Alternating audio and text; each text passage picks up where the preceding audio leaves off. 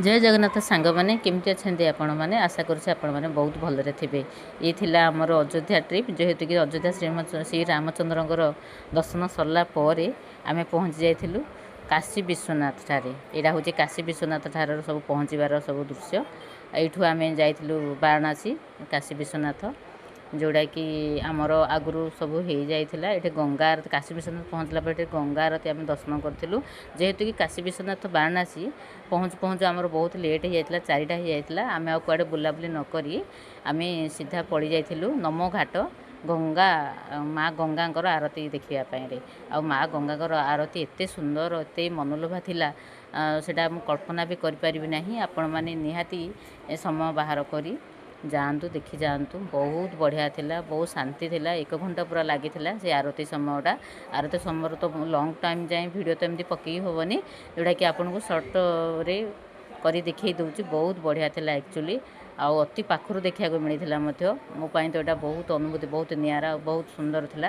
तापर आम पलि आसलु नमो घाटर सब घाट गुड़ देखापी बोटिंग आसलु देखापी। एक्चुअली सब 40टा घाट नमो घाट जोड़ा कि काशी वाराणसी ही ये सबुतक घाट भाई मैंने देखी आमको बहुत सुंदर भाव में परिक्रमा करते।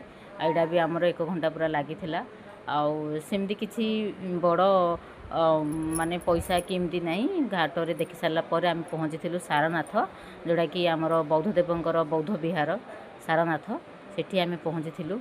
ये भी कि बहुत एक्चुअली संध्या 6टा पर से एलाउ नाला तो बहुत कष्ट आमको मिलता देखापी। यहाँ बास बाहर वीडियो थिला यहाँ आ बहुत सुंदर एक्चुअली बहुत कारुकार्य तार काम तार माने शांति बौद्ध विहार मान तो शांतिर प्रतीक बौद्ध तेणुक आमको यहाँ भी बहुत बढ़िया लगी यार अनुभूति किसी अलग थिला। आपण मैंने केवे तापर आम सब ट्रिप सरी जाइला पलि आसलु बर्तमान आम पुरी।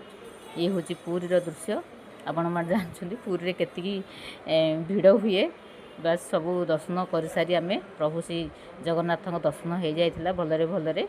तापरे आमर सबुतक ट्रिप सरी जाइला कह जाए सब दर्शन कर सारा पर श्री जगन्नाथ दर्शन बिना सब अधूरा तेणुक आम श्री जगन्नाथ दर्शन समस्ते मिसिकी करूँ। आमर यहीपरि भाव में ट्रिप थिला बहुत सुंदर भाव में आ दीर्घ 1 सप्ताह ट्रिप जोड़ा कि अत्यंत आकर्षणीय थिला।